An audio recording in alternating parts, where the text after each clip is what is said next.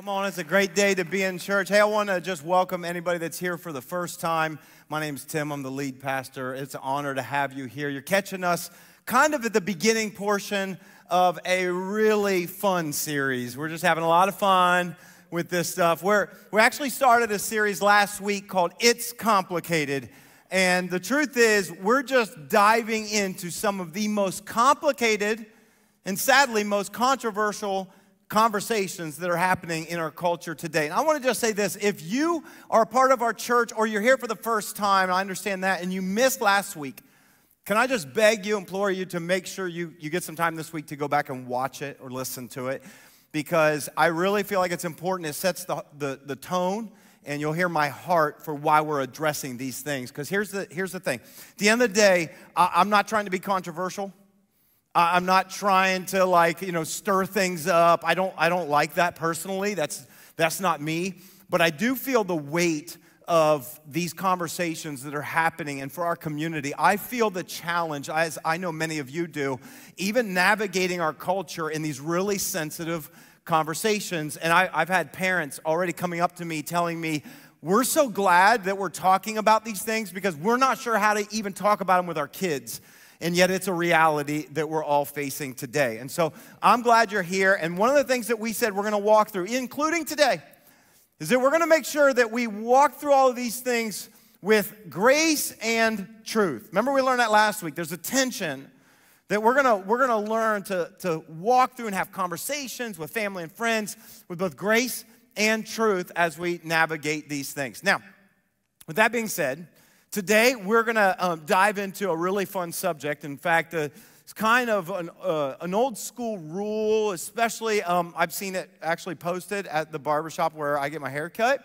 But there's this basic rule that I feel like we've adopted into society, and that is that there are two things that you should never talk about if you don't want to cause a problem. There's two things that you should avoid with your friends, your family, and definitely in the barbershop. And those two things are what? It's religion and... Yeah, okay, y'all know it. So here's the irony. We're in church and we're going to talk about politics, all right? So I'll take a deep breath and exhale. It's all good, okay? We're gonna be challenged a little bit. And here's what I know. I imagine that in a group this large, and even if you're watching this online, that some of us, maybe many of us, are really politically minded.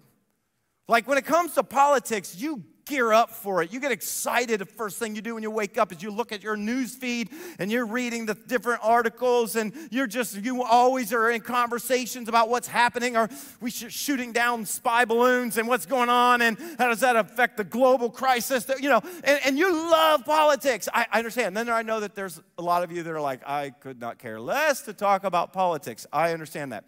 Let me just say up front, and as I know some of us are massively invested in this, maybe because you're massively invested in our country, and that's okay. What I'm going to say today, depending on how overly politically minded you are, I'm just going to say right now, may rub you wrong, it may step on your toes a little bit, and it may offend you. And so here's the heart that we're taking in this whole series, is that you're giving me grace to do that to you, right? Are you okay with that? That is not very convincing, Pastor Russ. This is going to be a tough one, I can tell already. Listen, here's my point. If you get irritated or offended today, this is what I want you to do, okay? You're going to leave here, and you're going to go get lunch. You could go get the $5 biggie bag at Wendy's. I don't care. You go get lunch. You're going to go home and take a nap. And you're going to wake up and watch the Super Bowl, and you're going to forget all about this, okay? We're going to be friends. And you're going to come back next week, and it's going to be great. We're going to have a great time, okay? Here's the thing. When it comes to politics, and I've never noticed this any other time more so than right now in my life, it's this thought that I have, which is that everything is political. We're going to put it up.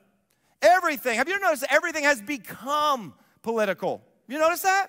Like every conversation, we can't even have a civil conversation about anything today without it turning ultra political. And honestly, it's one of the reasons why there's so much fighting in our world today, is because we can't disagree and have a thoughtful civil conversation.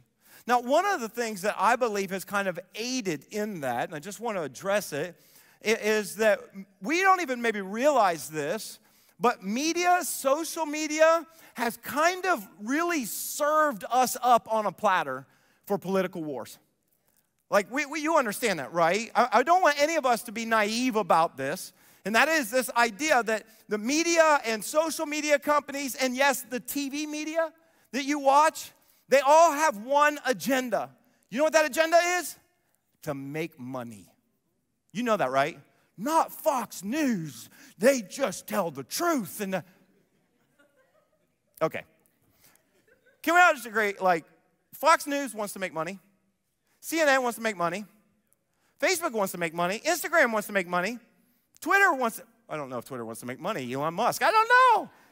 That's become political. I don't even want to talk about that. But everything has become, and so here's how they do it. They continue to serve you more and more content and sponsored ads, and you type in a Google search and it finishes the search for you depending on where you are and what state you're in. You do understand that, right? This is what we call echo chambers. And most of us are going through life and we're happy because everybody that we see in every video that we watch just reinforces what we already believe, and we're like, man, all of America thinks like I do. It's wonderful. And what you don't realize, right, is that all of these conglomerates they're keeping you hooked, watching the same thing over and over, feeding into that. And what is it doing? It's actually creating more polarization in our culture today. It's actually causing us, instead of civil conversations, to move further away from each other so that now you're the enemy. This is what's happening in our culture today. This is why we're in a culture war. And one of the reasons why I wanted to address politics first is because I feel like I can't even talk about any of the other subject matter that we're going to talk about without it automatically being assumed massively politically. Like, oh, you must vote, oh, because that's how you feel about abortion and racism and sexuality in our culture or gender. Oh, it's like, no. Can we just all for a moment, like, can we just put that aside? And can we have a conversation, a rational conversation, where we don't get so angry that we have to start throwing comments and cutting each other down, because that's kind of what's degrading our society right now. I think we'd all agree. And so I wanted an opportunity to talk about politics first, to really pave the way, hopefully, so that we can have thoughtful conversations about the other things. And so because of that, today what I would just invite you to do, regardless of your political persuasion, whether you go, I'm a Democrat, I'm a Republican, conservative, liberal, I don't care. Here's what I want to ask you to do. Could you just take that and put it aside for today? Just, you can pick it back up. You can pick it back up, and during the Super Bowl when you're bored, you can get on Facebook and you can start throwing out comments and yelling and posting videos that you want. I was like, okay, that's fine. For now, can we just all agree, let's put that aside, and let's talk about politics in regards to Scripture, in regards to the Bible. Let's get God's heart when it comes to this idea of politics. Now, let me just say this. I don't think that there's anything wrong. There's nothing intrinsically wrong with politics, okay? I think what politics is like caring about. If you care about politics, that's not a bad thing.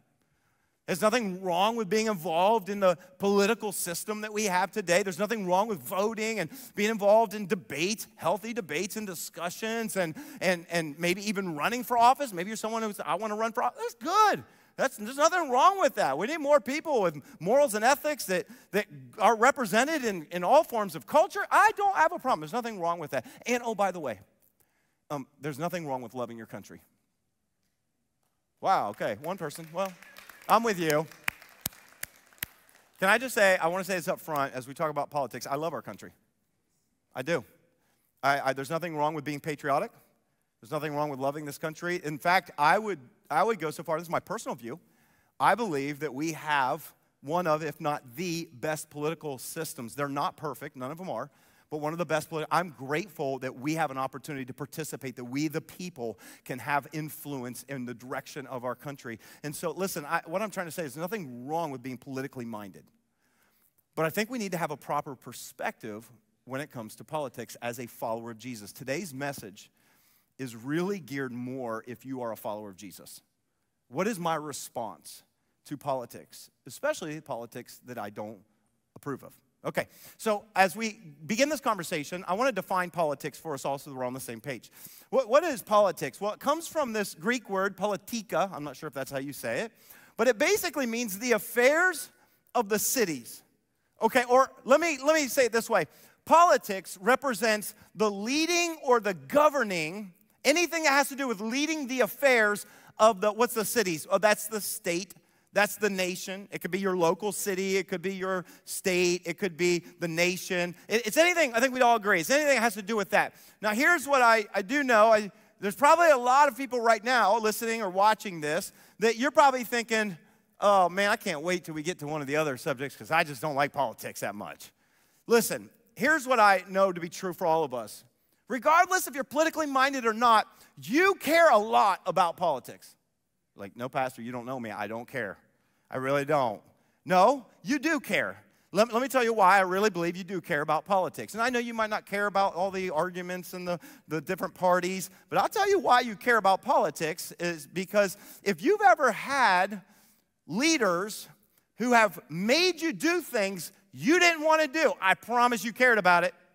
Remember a couple years ago when we were all told, you can't leave your house. You can't be open if you're a business. I bet you cared about it then. Oh, I bet you also cared about it when the federal government instituted a rule that said you got to wear a mask over your face when you're on an airplane for 3.5 hours. Oh, yeah, you cared, didn't you? I'm not here to talk about masks, but what I'm saying is politically, here's what I find. All of us care because whenever the decisions are made that affect our lives, we absolutely care. And so here's the question that I think all of us really do care about, even if you're not politically minded. We all want to know when it comes to governing the affairs of our nation, of our city, of our state. Here's the question, who gets to make these decisions? We care about that, don't we? That's why we vote. That's why we care so much. That's why we're passionate. We care about who gets to make these decisions. Here's why. Because when you boil all the politics and the political science and all of the fighting and the Republican, Democrat, Libertarian, and anybody else throws their name, when you get rid of all of that stuff, let me tell you what politics is really about. Really, politics is about power. If you want to know what politics really is about, to me, it's about power. It's about who's in control and who's making the decisions that affect our lives and the future of our nation. And we do care about that. And the reason why we group in political parties is because we identify more with one group or some people or candidates, and we want them to get elected because we want them to ensure that the nation looks like what we want it to look like moving forward. So politics is ultimately about power. So what does the Bible have to say about politics?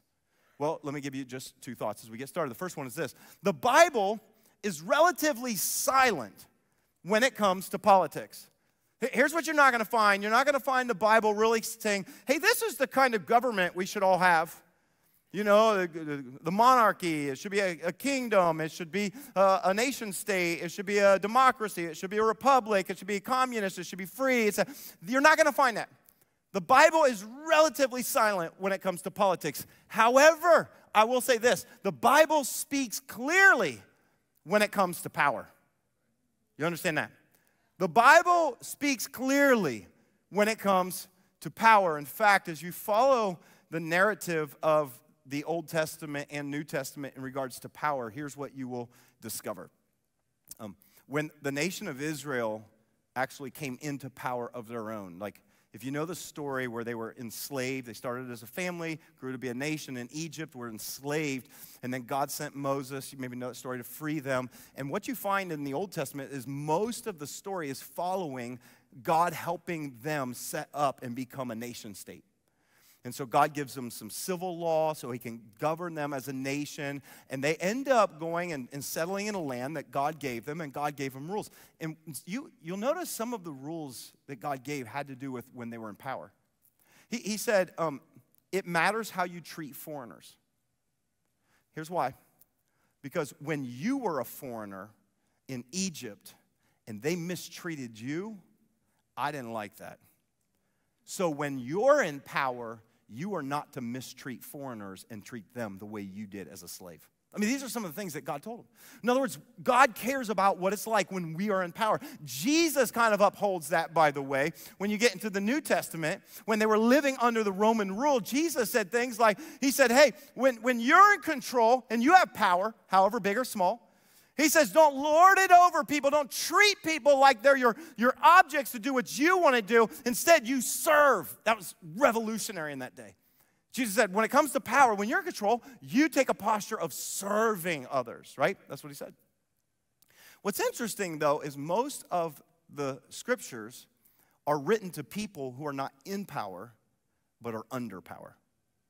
Most of the scriptures that we find, in fact, the entire New Testament, is really written to people who are not in power. If you understand what was going on in first century Palestine when the New Testament really kind of started, the New Testament church started, let me tell you what was happening. Israel was living under the oppression of the Roman Empire. And the Romans were in charge. And here's what Rome would do. They'd come and they would kind of conquer a nation, and they'd be like, hey, you guys can still operate, and you can still go to your church, and you can still worship, and we'll let you kind of have your own rules and do your own thing. Here's the only thing. As long as you follow all the rules of Rome and you pay money to Rome, we're good with you. Just pay us money. The emperor would just say, I want money. And so the Romans were in power all the time when Jesus was on the earth in the New Testament church, when the New Testament was written.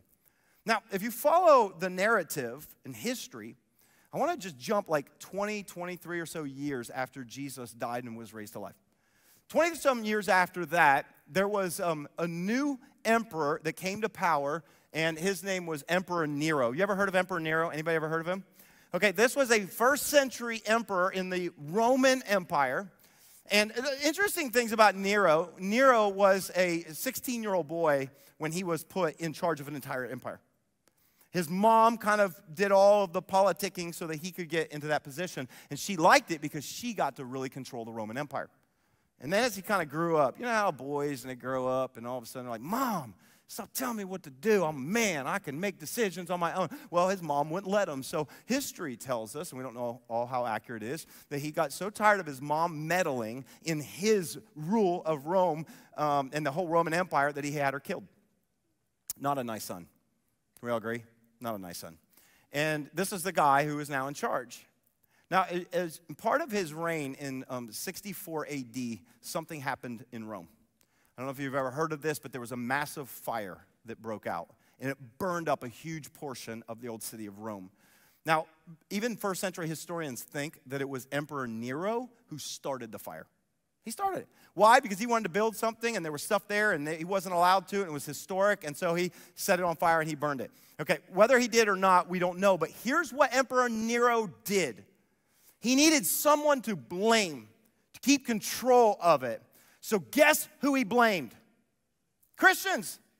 Pesky Christians. No one likes the Christians. If there's one thing the Romans had in common with the Jewish religious leaders, it was they hated Christians.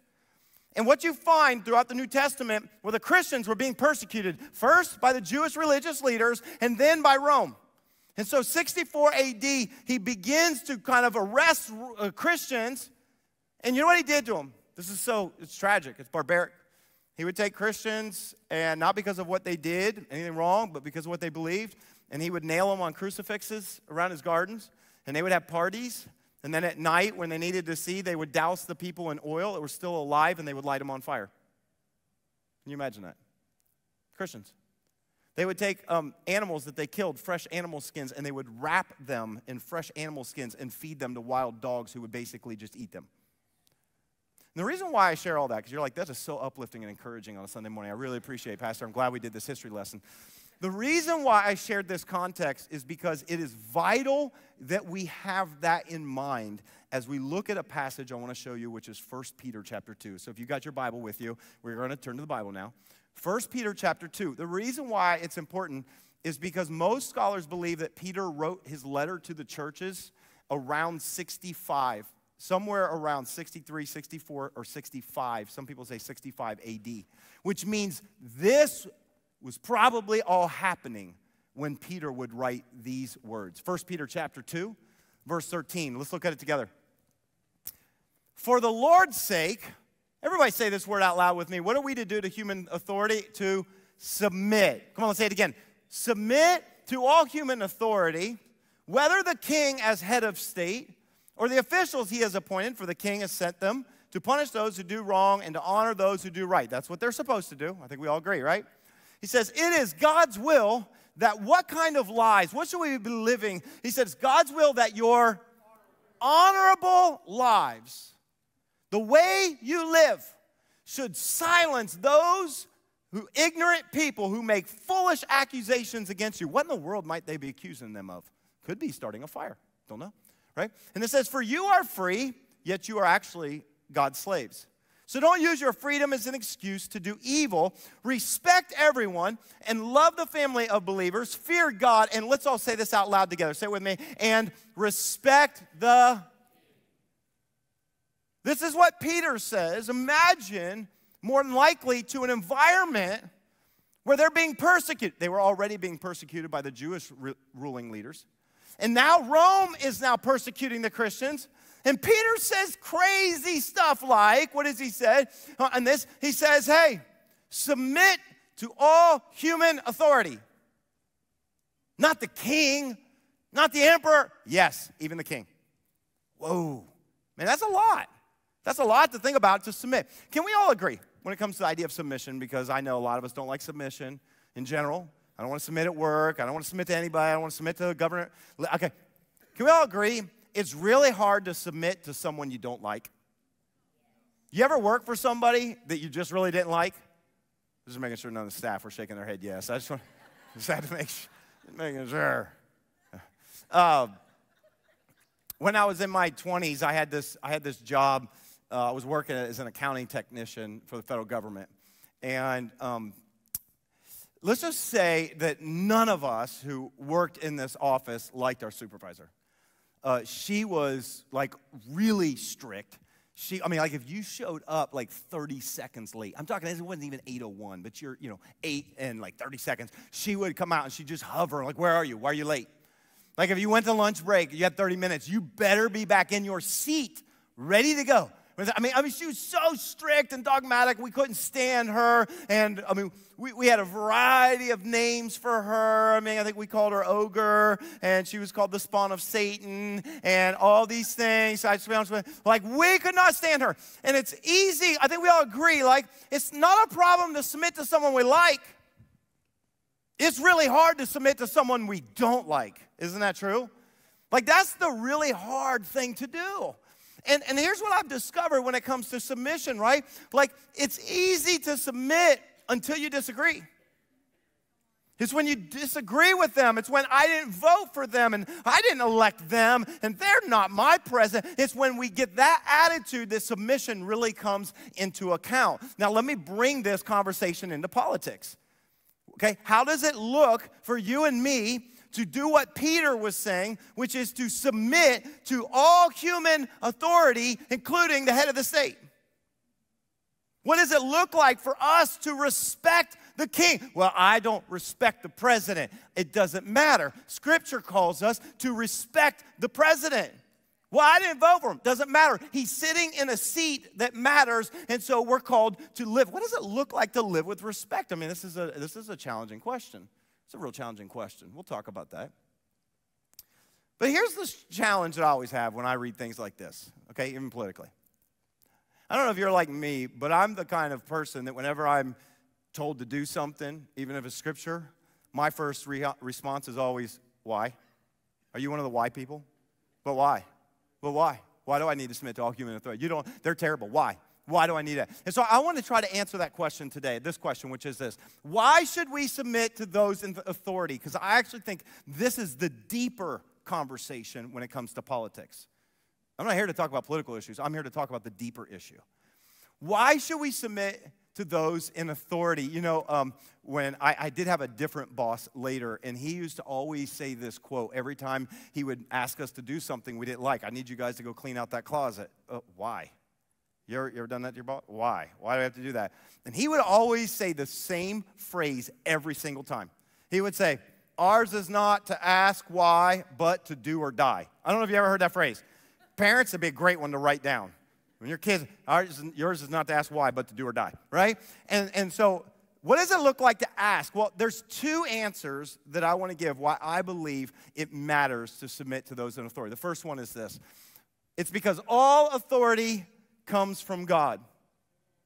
I think half of us are convinced. I would love for all of us to say it, because I want you to get this inside of you. Would you say this out loud? Why should we submit to those in authority? Because all authority comes from. The question is, do you really believe that? Well, I believe that all good authority comes from God. That's not what it says. My question is, does all authority come from God? Now, Peter, what did he say? We just read it. Submit to all human authority. But Peter wasn't the only one. Do you know that this was the centrally held belief by all of Jesus' followers in the first century, including Paul? Now, Paul, by the way, was one of the Jewish ruling Pharisees who was persecuting the Christians until he became one. And the Apostle Paul wrote a letter to Rome. Now, this was, here, they would have had no idea that when they were hearing this, it was just years before what Nero was going to do to many of them. And the Apostle Paul wrote something in Romans 13 I want us to look at, and look how it compares with what Peter said. He said, everyone must do what? Say it out loud. Everyone must submit to governing. Well, I thought it was going to say to godly authorities. No, he said to governing authorities. For what is it? All authority comes from who? It comes from God. Hear it again. This is where we get our answer, right? And those in positions of authority have been placed there by God. So, anyone who rebels, resistance, anyone who rebels against authority, this is going to be really tough for some of you, is rebelling against what God has instituted, and they will be punished. Ooh, let's just sit on that for a moment. All authority comes from God. And we're called as followers of Jesus to submit to authority. Now, I can do that to good authority, but what about bad authority? And I think what Paul wants us to understand is the depth and understand in principle the importance of authority. I think authority matters in God's kingdom more than we know. I really do. I think it matters in our world more than we realize. You see, when God created our universe, most physicists, scientists would agree that, they may not agree that God was the creator. I personally hold that view. Maybe you don't. But there are these universal, immutable laws that we cannot see but govern our universe. Do you know that, right? There are, they say, at least 4 basic universal laws that govern nature. They're natural laws. Things like gravity, electromagnetic force, nuclear, strong and weak nuclear forces. This is part of reality. Our universe exists and has order because there are unseen natural laws that govern everything. I want to just suggest to you that there are also unseen supernatural laws that also govern the universe. Now, I'm not talking about the natural, I'm talking about the supernatural. Can I give you an example of some? Here's one that I see throughout Scripture, and I think it's real. And those who don't believe in God, they call it karma. But Scripture tells us what you sow, you will also what? That's actually a universal, supernatural law that is woven into the fabric of our universe. You can't see it, but it rules everything in our universe and God's kingdom. It's a supernatural, universal law. Can I just tell you this? I really believe that authority is a supernatural law. This is how I want you to think of it. This is deeper than just, well, I don't like it, I don't want to, no. It is intrinsic to our universe. Why? Because God, who had authority, He initiated and created the universe, and He has power and dominion over everything He's created. See, authority matters so much to God that it permeates the entire universe that He has created, and therefore it is a significant part of our world. It's not just like, oh, it'd just be nice if we all just got along and so somebody's got to be in control. No, I believe this is a universal law that matters to the heart of God. And what I think Paul and Peter are both trying to tell us is that authority matters in God's kingdom and it matters in our world. And so here's the real question. How do I submit to someone, or in a political world, how do I submit to the king, the emperor, the president, the governor? How do I submit to someone that I don't trust, someone I didn't vote for, someone I don't like the way they stand for, I don't like their policies, whatever it is? Well, here's the way that I've discovered to be able to do this. And it's really important. It's this thought. I can submit to authority when I believe in God's sovereignty. This statement right here, some of you should write it down. If you wrestle with this, you should wrestle with this.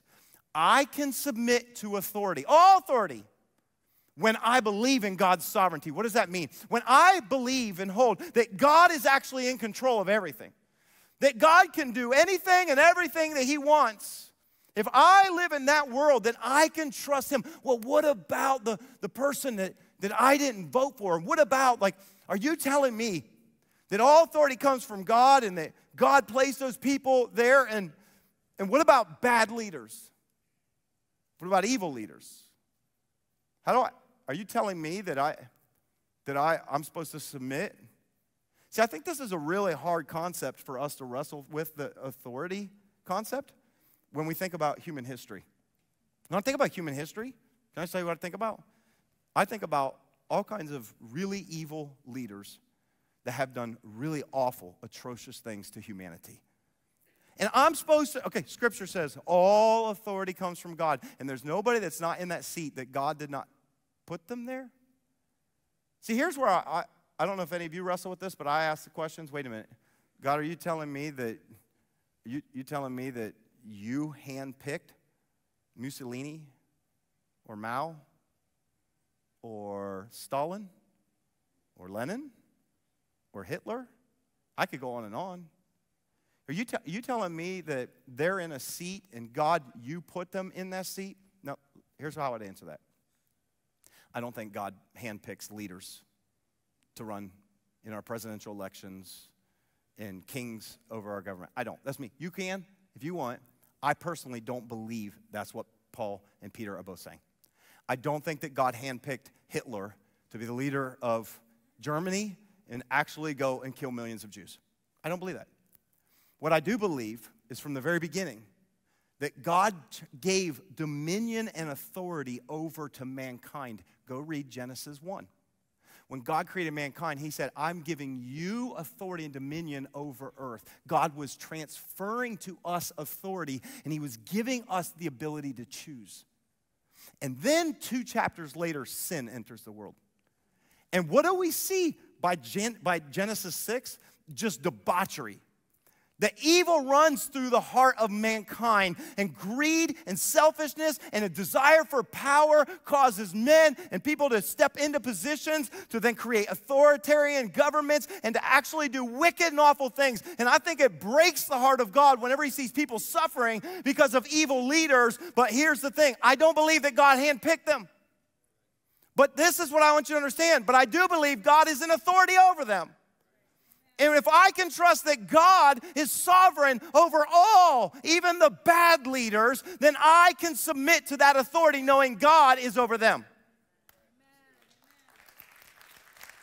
This is about authority. It's a big deal in God's eyes, and that's why we're called as Christ followers to submit to those who are in authority. Now, here's the question that it gets real for us.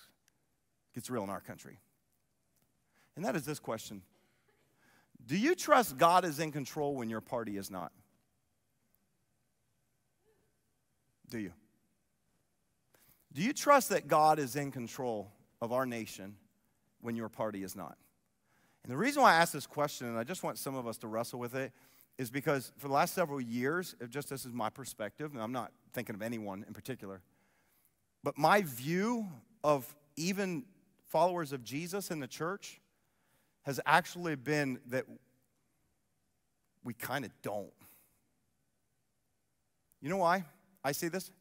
Is because I see Christians in the way they respond in a political climate, in a culture war, and they look the same as those who don't believe that God's in control.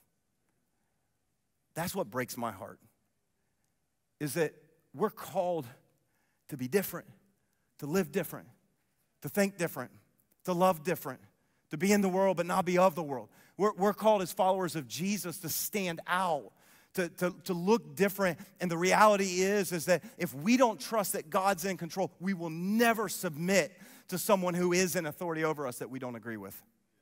That's the challenge that we have. And here's the thing. I mean, when you think about the history of what even goes through the Bible to today, here's what I discover, is that God can use whoever he wants to accomplish his purpose, and he will. If scriptures tell you anything, it should be that, by the way. Here's how I know that. You know the nation of Israel we're talking about in the Old Testament? You know the nation of Israel that God brought out of slavery with Moses, and he took them into the promised land, and he gave them this new land, and he said, you guys are going to be a nation state. He said, as long as you worship me, this is what God said, as long as you worship me, I will protect you. I'll be your God. You can be my people. Guess what they did?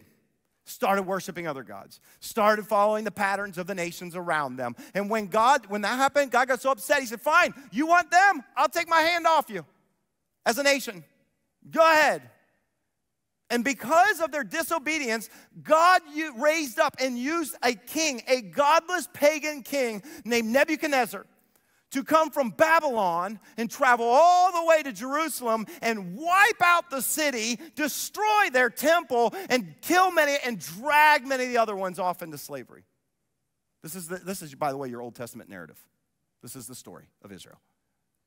And God used a pagan king who didn't even, by the way, if you want to understand about this guy, Nebuchadnezzar, okay? He was a guy that he thought so high of himself. You can read the book of Daniel. He said, look at all I've done. I'm like the greatest. He said, I'm like God. Are you telling me God can use a guy who acts like and thinks that he is like God? Yep, he can. And he did. He used it to bring discipline to the nation of Israel. And then after God's mercy and after several years, guess what? God used another king. And there was another king that came to power. And if you know your history, what happens is from the Babylonian Empire comes this king of Persia. His name was Cyrus the Great. Have you ever heard of Cyrus the Great? Cyrus, I'm just giving you a little history lesson because I want you to see something that's really powerful. Cyrus the Great comes to power in Persia and actually expands the empire. By the way, Persian Empire becomes the largest empire from India to Egypt in the known world.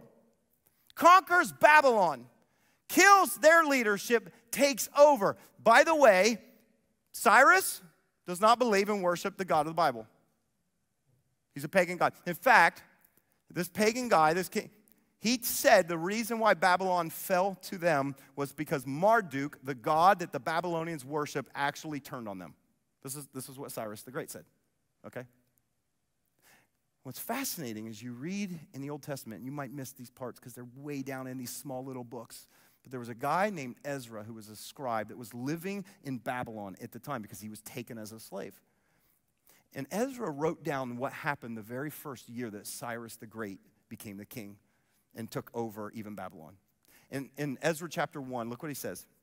In the first year of King Cyrus of Persia, this is really important. We're going to come back to this at the end, so I want you to capture all of this. In the first year of King Cyrus of Persia, the Lord fulfilled the prophecy he had given through Jeremiah. He stirred, I love this. Cyrus did not recognize the God of the Bible. What did God do? He stirred the heart of Cyrus to put this proclamation in writing and to send it throughout his kingdom. I love it. This is God stirring his heart. Look what his proclamation was. This is what the King Cyrus of Persia says. The Lord, the God of heaven, has given me all the kingdoms of the earth. He recognized where authority came from. This is a guy who didn't even believe in this one God.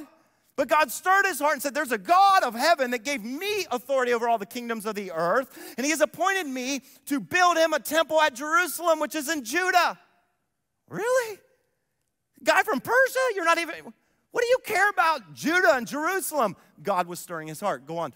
Any of us who are his people, any of you, who are his people, may go to Jerusalem in Judah to rebuild this temple of the Lord, the God of Israel, who lives in Jerusalem, and may your God be with you. And this is the best part. It says, wherever this Jewish remnant is found, this is to the whole empire, let their neighbors contribute toward their expenses by giving them silver and gold, supplies for the journey and livestock, as well as voluntary offerings for the temple of God in Jerusalem. Here's the thing.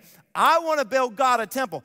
I worship all kinds of gods, but for some reason, God stirred my heart to build the temple that is in Israel. And oh, by the way, I want everybody in my empire to help pay for it. Are you kidding me? What would cause someone to do this? I know. God is in control and sovereign over Cyrus the Great. You see, when I understand that God is in control of that person who is in control of my government and my politics, I don't have to freak out. I can submit because I trust that God is in control. So why, put the question back up, why should we submit to those in authority? Because all authority comes from God. We got to believe that. And if we do, then the second answer will be this. Our submission is a witness for Jesus. To me, this might be the most compelling reason. Why should we submit to authority, especially the authority that we don't want? Because our submission is a witness for Jesus. If there's anything that made Jesus and his followers stand out in the first century, it was that they did things that was not expected. Jesus' teachings were not expected. They were not normal in his day. If you were here last week, we talked about Jesus and his teachings. And you remember what Jesus said about enemies? You remember what Jesus said about enemies? He said to not just love your neighbor and hate your enemy, but to love your enemy. He said, if your enemy strikes one cheek, what are you supposed to do? Turn and give him the other? He said this, if your enemy forces you to walk 1 mile, what should you do? Walk what? 2 miles. Do you understand that? That's not expected. That's not how we operate. Come on, Rome and rule, and they're oppressing us, and they're going to make us. Yep. Why in the world would you do this? Can I just tell you something? The reason why many in the world, and definitely in Israel in his day, missed Jesus as the Messiah. Do you know why so many of the Jews missed Jesus as the Messiah? It's because they were looking for a political leader. Oh, the Messiah. The Messiah is going to come, and when the Messiah shows up, I mean, he's going to restore Israel. He's going to band together, and we're going to bring a rebellion, and we're going to fight back against Rome, and we're going to reclaim our rightful freedom as a nation state. In fact, so much that even Jesus' own disciples, after watching him crucified and raised to life, their question to him, are you at this time going to restore Israel? And Jesus is like, guys, for real? Are you kidding me? You think I just came for Israel? I came for the entire world. I didn't just come for this nation. I came for everybody. By the way, that's really good news for most of us who aren't Jewish. I'm so thankful Jesus didn't just come to be a political leader for Israel, but he came to be a savior for the whole world. And Jesus' commission to his church, I'm talking about us if you're a follower of Jesus, was to go and to be his witness in the whole world. Can I just tell you something about the church in light of what we've been talking about? We talked about Babylon, the Babylonian Empire. Do you ever talk about the Babylonian Empire today? Nope. Talking about the Persian Empire. You ever talk about the Persian Empire today? Nope. We talked about the Roman Empire. Do we ever talk about the Roman Empire still today? Nope. You know why? None of those empires still exist. Every one of those political systems do not exist today. But do you know what is still around 2,000 years later? It's the church of Jesus Christ that is still here and breathing and making a difference in the world. And oh, by the way, can I just tell you, the church had zero influence. And the church had zero political power. The church, they were the ones who were persecuted, and yet they changed the world, not by acting like the rest of the world, not by trying to get political power. They changed the world by loving their enemies. They changed the world by being different than everybody else. You know, it's a wonder that so many people in our culture think the church is irrelevant. Do you know what makes the church irrelevant? When the church looks and sounds exactly like culture, you don't need it.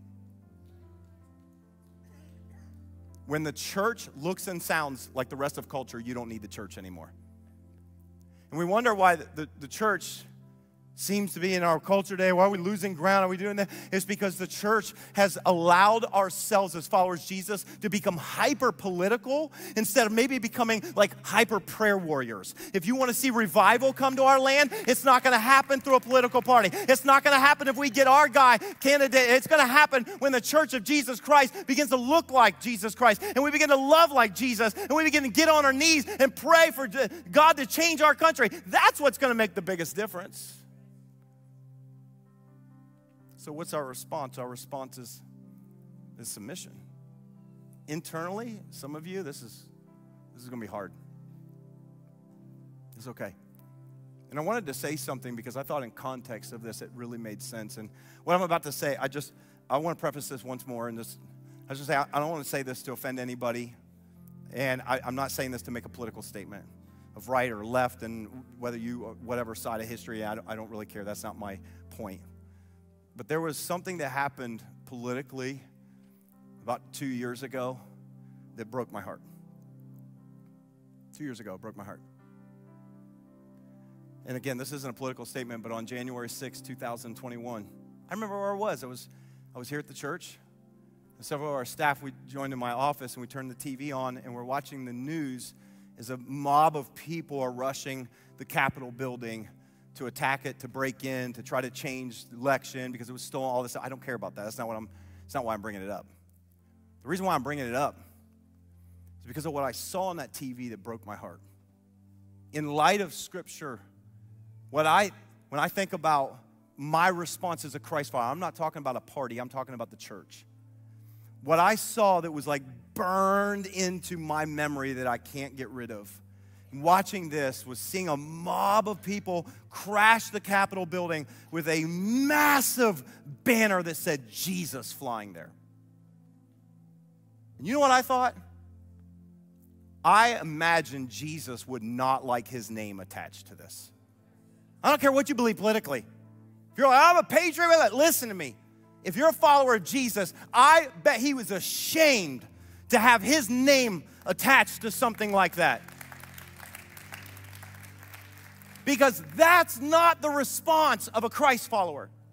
Jesus' response wasn't to rise up. It was to open his arms and to give his life. It was to love. It was to serve. And that is the posture that will change the world. I don't put my hope in any political party or candidate. If you do, you're going to be disappointed probably every 4 years. You're going to be disappointed. My hope is in Jesus, who, by the way, is in authority over all. He is Lord of lords, King of kings. It doesn't matter what king. Jesus is sitting on the throne that is above every kingdom on this earth. And so I don't have to live in fear, and I don't have to worry, and I don't have to panic, and I don't have to freak out when things don't go the way I think they should go. Again, please don't take my passion as like I'm angry, because I'm not. What I'm passionate about is followers of Jesus looking like Jesus so that the world would know he came for them. That's what I care about. Listen, it's okay to care about politics. Do not hear that I'm coming down on politics and you're politically minded. It's okay. It's okay to care about our nation. It's okay to care about the values of our nation. It's okay to care about the process. It's okay to get involved. It's okay to be concerned. Can I just tell you, I'm concerned about our country. Yes, me. I'm concerned about the direction of our country, but I am not freaking out about the future of our country because I feel like Jesus is in control. God is sovereign, so I don't have to live in fear. I don't have to worry. He's on the throne. Amen? By the way, let me end with this. And you can still love me after this, and if you get mad, just go have a nap and watch the Super Bowl, and we're all good. We're all good. We're all good. I hope it is a little bit challenging. This series, if it doesn't step on your toes, well, maybe it needs to get stepped on a little bit, okay? Because we need to be challenged by this. I do. You know, I was thinking about Cyrus as I was studying this week. Cyrus the Great, the greatest king of Persian Empire. Somewhere in the world, it's irrelevant. I love how God used this king to restore and to build a temple for Israel. It's beautiful. And as I was thinking about, God, are you still doing things in our world today? I came across something that just blew my mind. I never saw the connection until this week. Do you know the Persian Empire, primarily where the Persian Empire, do you know where that is today? The Islamic Republic of Iran. Do you know that's the official name of Iran? It's not just Iran, it's the Islamic Republic of Iran. Iran's been in the news quite a bit for the last, year? As we've continued to hear about this regime that oppresses women, that oppresses anybody who would protest, that we look at, it seems like violations of civil rights and human rights. We look at this is like, it seems like almost like this evil regime, and you kind of go, God, if you're in control, how can you allow this to happen? And the persecution and the things that's happened for Christians in Iran, how could you allow this to happen, God? That's interesting. 2,500 years later after Cyrus, we look at modern day, and it's Iran. And I found this interesting statistic. You know what is the smallest minority of religion in Iran? The smallest recognized authority is Christianity. Very, very small, mostly Islamic. And about 20 or so years ago, there were only estimated that would actually say somewhere between 5,000 to 10,000 Christians in all of Iran. Just 20 years ago, early 2000s. We all remember that wasn't that long ago. Do you know what they report today?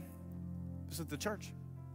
They estimate there are between 800,000 and 1 million Christians living in Iran today.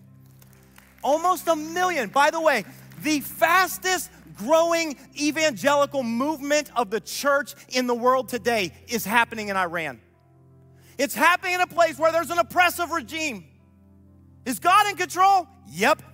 Can God use any government, any political leader, however evil, to accomplish his purpose? Absolutely. And he is doing it today because God is sovereign. He's in control, and I don't have to freak out. That's the good news.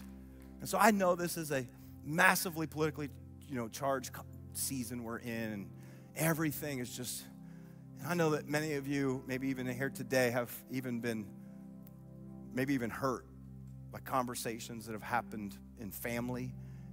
It's a tragedy to me that we would put a political side ahead of our own family or friends or coworkers, that some of you don't even have conversations with people anymore.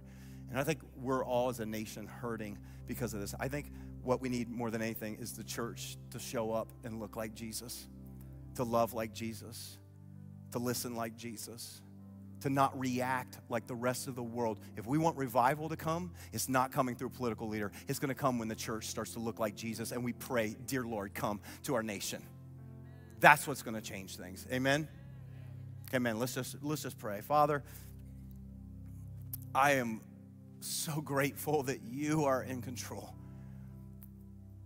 And that, God, regardless of how we lean or feel politically, Lord, I really take seriously this call to look like you, Jesus.